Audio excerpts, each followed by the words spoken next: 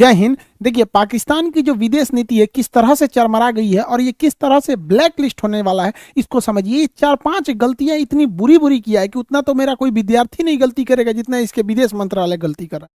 सबसे पहला देखिए, सार्क। सार्क जो है ये 8 देशों का संगठन है। पूरा नाम होता है South Asian Association for Regional Cooperation. इसमें 8 देश आते हैं: मालदीव, श्रीलंका, भारत, पाकिस्तान, अफगानिस्तान, नेपाल, भूटान, बांग्लादेश। यही है सार्क। सार्क जो देश देख रहे हैं यही पहले अखंड भारत था, इसी से टूट के इतने बने हैं लोग, तो सार्क देश है। सार्क देश में सबसे पावरफुल जो देश है वो है आपका भारत है। लेकिन सार्क देश आपस में मिलकर कई सारे व्यापार करते हैं जिससे कि हम लोग आपस में छूट देते हैं कि हाँ, हम आपके सामान को लेंगे तो टैक्स कम लेंगे। पाकिस्तान की चरमराती अर्थव्यवस्था को देखते हुए वहां के विदेश मंत्री शाह महमूद कुरैशी ने सार्क देशों के मेजबानी करने की पेशकश की। भारत ने इसे ठुकरा दिया और कहा कि आतंकवाद के पनाहगार के यहाँ हम मेजबानी नहीं कर सकते। इससे इसको एक व्यापारिक लॉस हुआ है। ये बड़बोला है, कुछ भी बोल देता है, इसको कोई ठीक ठाक नहीं रहता है। अभी इसने क्या किया देखिए, ये लोग इतने बदतमीज टाइप के लोग होते हैं। आप इसकी देखिए, इनका संस्कार सीखिए। बताइए, ये सऊदी अरब के राजा से बात कर रहे हैं इस तरह से पैर सामने रख के। बताइए, ये संस्कार होता है? यहाँ पर क्या कीजिएगा, स्कूल कॉलेज कभी जाएंगे सब, नहीं तो क्या होगा। देखिए यहाँ पर ये कुर्ता पजामा पहना है, इसके सामने जूता रख दिया। ये राजा है और सऊदी अरब के कल्चर में जूता को बहुत बुरा माना जाता, बहुत बवाल हुआ था। इन लोग का ये कल्चर से मजबूर है। यहाँ देखिए, यहाँ आदमी बैठा है, इधर जूता करके बैठा हुआ है। और यही नहीं, ये महिला लोग का भी बहुत इज्जत करते हैं। देखिए, ये जूता है, यहाँ पे महिला बैठी है। बताइए, इस तरह का ये लोग के पास संस्कार होता है। ठीक हुआ कि कुर्ता पजामा पहना था, लुंगी पहना रहता तो ससुरा वैसे ही बैठता है यहाँ पर। इन लोग संस्कार विहीन हैं लोग, इन लोग से आप क्या उम्मीद कर सकते हैं। देखिए, इन लोग के ऊपर दुखती नस पर यूएनओ ने भी एक और नमक रगड़ दिया। यूएनओ की एक संस्था है counter terrorism committee. Counter terrorism committee का अध्यक्ष भारत को बनाया गया पूरे 2022 के लिए। 1 साल तक इस कमेटी का अध्यक्ष रहेगा। आप सोचिए, पाकिस्तान जो है पूरे दुनिया की जो सबसे ज्यादा आतंकवाद का एक्सपोर्ट होता है वो पाकिस्तान से होता है। सामानों का तो चाइना से होता है, अब पाकिस्तान का होता है।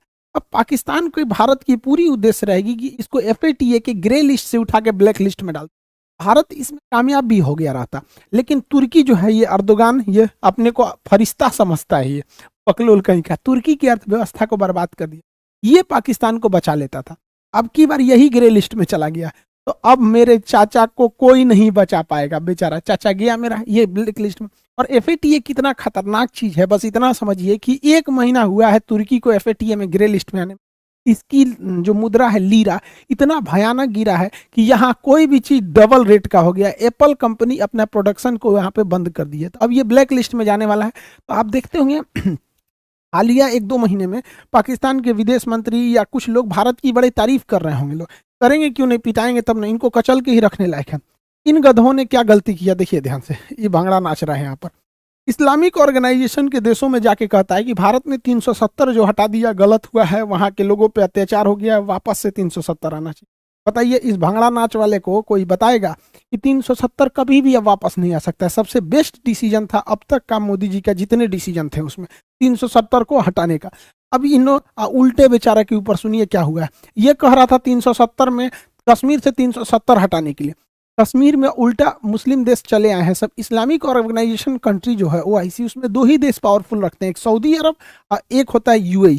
UAE की कंपनी है इमार ग्रुप। इमार ग्रुप UAE में सबसे बड़े बड़े बिल्डिंग प्रोजेक्ट बनाए हैं। बुर्ज खलीफा दुनिया की सबसे ऊंची वर्तमान में जो बिल्डिंग है, इसको इमार ग्रुप ने ही बनाया है, ये UAE की कंपनी है। इमार ग्रुप अब कश्मीर में एंट्री कर दी है। इमार ग्रुप के आने से कश्मीर में उन लोगों ने अनाउंस किया है कि श्रीनगर में 5 लाख स्क्वायर फीट का ये मॉल बनाएंगे। इतना बड़ा मॉल भारत में केवल 5 ठो है, जिसमें एक ठो अब जम्मू कश्मीर में हो जाएगा, श्रीनगर में।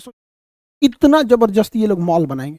इस मॉल के बनने से अगर बताइए कश्मीर के इशू लेके अगर ये अरब देशों में जाएगा कि कश्मीर में समस्या है, ये है वो है, तो भारत कह देगा ना कि चलिए मुस्लिम देश जो है ना, इस्लामिक और ऑर्गेनाइजेशन कंट्री जो है OIC के देश में, बताइए वहीं की कंपनी है इमार ग्रुप, इन्हीं से पूछ लिए कोई प्रॉब्लम है।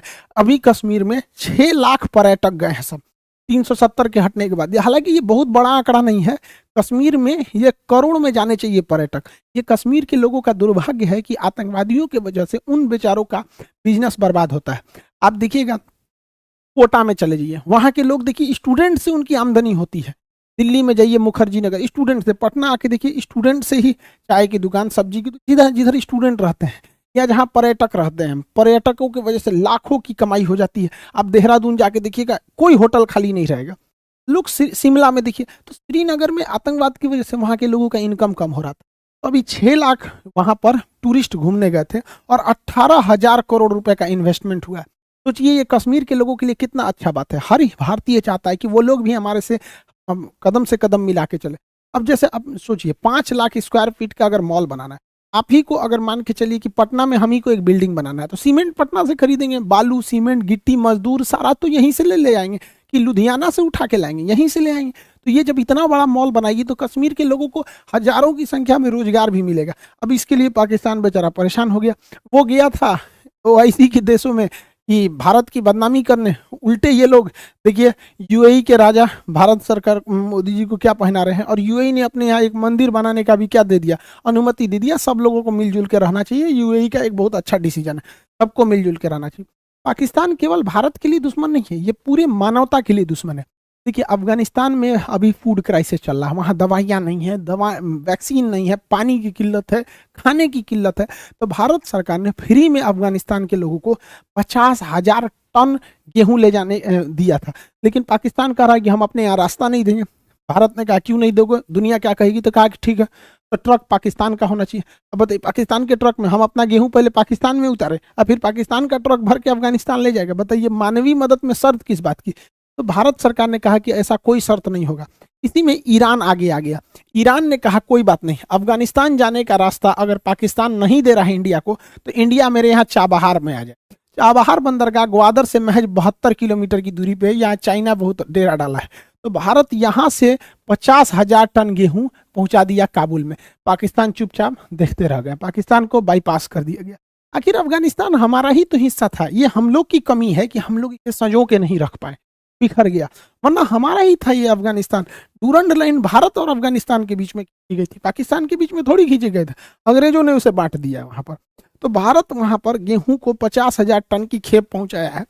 देखिए कैसे गेहूं को दिया जाता है, पानी वाली जहाज में ऐसे ऊपर से हॉपर खोल दिया जाता है, इसमें पूरा गेहूं भर दिया जाता है, बोरा वोरा में नहीं, पूरा इसे गेहूं भर दिया और वहां उतार लिया जाएगा। पूरी बड़ी सी जहाज में इसे लोड करके भेज दिया गया वहां अफगानिस्तान के लोगों को। इतनी भूखमरी है अफगानिस्तान के लोगों का, ये हाल हो गया है और इन पाकिस्तानियों को समझ में नहीं आ रहा है। मानवता शर्मसार हो गई है, ये हमारा ही हिस्सा था, अखंड भारत होके रहेगा।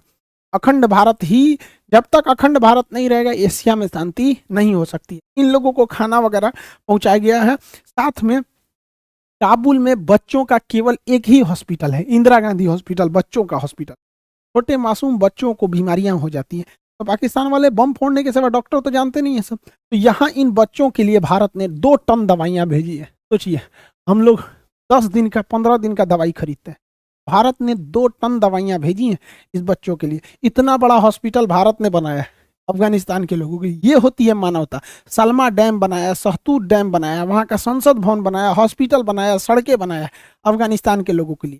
यहाँ पर भारत ने उन लोगों को 5 लाख कोरोना की वैक्सीन डाली है, जबकि पाकिस्तान वाले तो कहते हैं कि वैक्सीन मत लो, ये अमेरिका की चाल है, अमेरिका तुम्हारा दिमाग कंट्रोल कर लेगा। अरे पाकिस्तानियों, पैजामा में नाड़ा डालने के सिवा आता क्या है कि कोई तुम्हारा दिमाग हाईजेक करेगा? क्या जानते हो तुम लोग? लुंगी बांधना, पैजामा में नाड़ा डालना, बम फोड़ना, ताज होटल उड़ा दो, कश्मीरियों को बदनाम कर दो, इनका दिमाग पता नहीं कौन हाईजेक करेगा। दुनिया को फुर्सतें नहीं, इनका नाड़ा डालेंगे पैजामा में, इनका दिमाग हाईजेक करके। तो ये अब सोचिए अफगानिस्तान के लोगों को बताना चाहिए कि तुम्हारे में कितनी बड़ी बाधा आ रही है, पाकिस्तान नहीं जाने देना चाह रहा है। तालिबान ने भारत की भी धन्यवाद कहा है कि हम भारत की मानवीय मदद की हम सराहना करते हैं। ये भारतीय मीडिया को चाहिए कि ये सवाल बहुत जोर शोर से उठाए विश्व पटल पर कि इससे पाकिस्तान की थूथू हो और अफगानिस्तान भारत के लिए और करीब आ सके। तो भारत की मीडिया को ये सब पता थोड़े रहता है, वो तो खाली यही बताएगी, नमस्कार आज आपको बताते हैं, देखिए राहुल गांधी ने नरेंद्र मोदी को दांते काट लिया।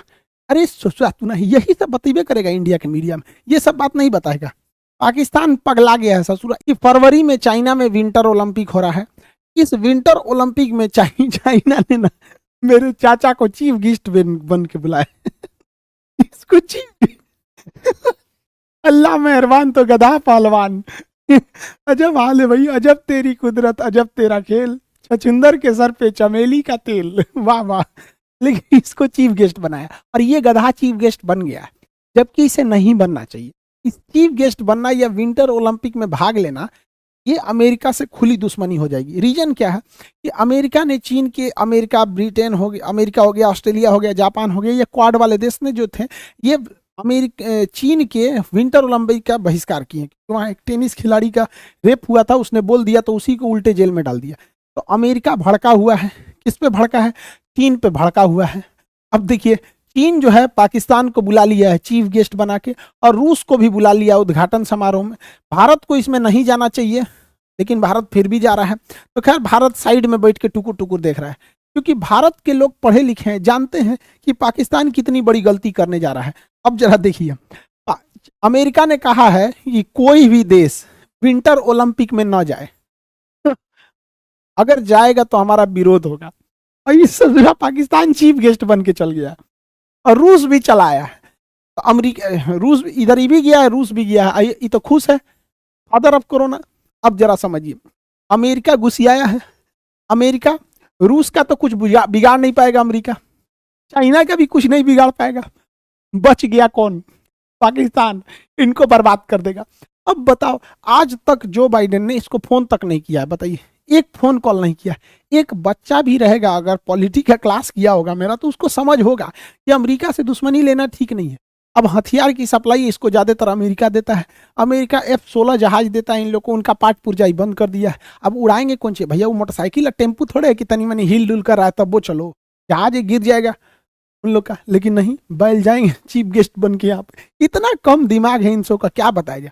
अभी भारत ने क्या किया, बहुत खतरनाक चाल चल दिया रीजन में, पूरी तरह पाकिस्तान को आइसोलेट करने के लिए। रीजन क्या है समझिए।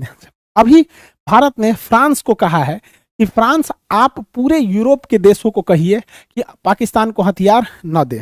फ्रांस कह रहा है ठीक है। फ्रांस अगर यूरोप के देशों को मना दिया कि तुम पाकिस्तान को हथियार की सप्लाई मत करो, तो पाकिस्तान पूरी तरह से पंगु हो जाएगा। और फ्रांस ये कर सकता है क्योंकि यूरोपीय यूनियन जो है वो यूरोपीय यूनियन का अभी अध्यक्ष है फ्रांस। यूरोपीय यूनियन में फ्रांस बहुत पावरफुल है, और अगर यूरोपीय यूनियन के अध्यक्ष से फ्रांस ने पास करा लिया कि पाकिस्तान को हथियार की सप्लाई न इटली करेगा न जर्मनी करेगा, कोई नहीं करेगा, तो पाकिस्तान का जितना एमुनेशन और पूरा उसके डिफेंस सिस्टम उसका रीढ़ टूट जाएगा। क्योंकि विंटर ओलंपिक को ज्वाइन करके ये जो बाइडेन से अपने बैर ले लिए हैं, वहां का हथियार खत्म। और अगर यूरोपीय यूनियन वालों ने बंद कर दिया तो इनका जो टैंक का इंजन आना है वो बंद हो जाएगा, हाई क्वालिटी के जो रडार हैं वो खत्म हो जाएंगे। इनके अंदर का जो मिराज जहाज है उसको फ्रांस रोक सकता है, रोक भी दिया है उसने। यहाँ पर जितने भी उनके जो बैटल शिप वगैरह हैं, हेलीकॉप्टर के इंजन वगैरह हैं, क्रूज मिसाइलें हैं, जो भी एमुनिशन हथियार हैं, ये सारी की सारी सप्लाई बंद हो जाएगा। अमेरिका बंद हो गया, अब पूरे यूरोप वाले बंद कर दिए, तो बचता है चाइना। रूस तो इनको देगा नहीं पाकिस्तान को। चाइना का हथियार आपको पिछले वीडियो में बताए थे कि चाइना के मिसाइल मारा तो मिसाइल लगा तो फटबे नहीं किया। आतंकवादी सब देखा, सब अरे मिसाइल गिरा है भागो, फटबे नहीं किया। अभी 3 दिन से, मतलब 1 हफ्ता से वैसे ही पड़ा हुआ है, नहीं फटा है यहाँ पर। अब आप कहेंगे कि फ्रांस ऐसा कर सकता है, तो फ्रांस तो कर सकता है। क्यों कर सकता है समझिए। यूरोपीय यूनियन जो है, यूरोप के देशों का अपना एक संगठन है। यूरोपीय यूनियन की अध्यक्ष का पद अभी फ्रांस के पास है, इसलिए सारा कमान इसी के पास है। यूरोपीय यूनियन में सबसे पावरफुल था ब्रिटेन, जो हट चुका है। अतः ब्रिटेन अब यूरोपीय यूनियन में है नहीं, ब्रिटेन हट चुका है। तो यूरोपीय यूनियन में केवल 2 देश शक्तिशाली हैं, फ्रांस और जर्मनी। फ्रांस और जर्मनी, इन दोनों का भारत से बहुत जमता है, और इन दोनों का पाकिस्तान से थोड़ा भी नहीं जमता है। और इसमें फ्रांस के हाथ में आया है तो पूरे यूरोपीय यूनियन को बैन लगा दिया तो डिफेंस सिस्टम बर्बाद हो जाएगा। और इन गधों ने कर दिया, और भारत ने फ्रांस से कह दिया है। फ्रांस और भारत की दोस्ती कितनी बेहतरीन है आप समझ सकते हैं वहां पर। अब आप कहेंगे कि फ्रांस ऐसा करेगा क्यों? फ्रांस ऐसा कर देगा, समझिए कैसे कर देगा। देखिए, याद कीजिए अप्रैल का महीना, 1 साल पहले याद कीजिए, चार्ली हेब्डो के कार्टून विवाद था, तो पाकिस्तान में लोगों ने गरियाया था फ्रांस को। फ्रांस का प्रोडक्ट का बाइकआउट किया गया था पूरे अरब देशों में। Kick out France ambassador.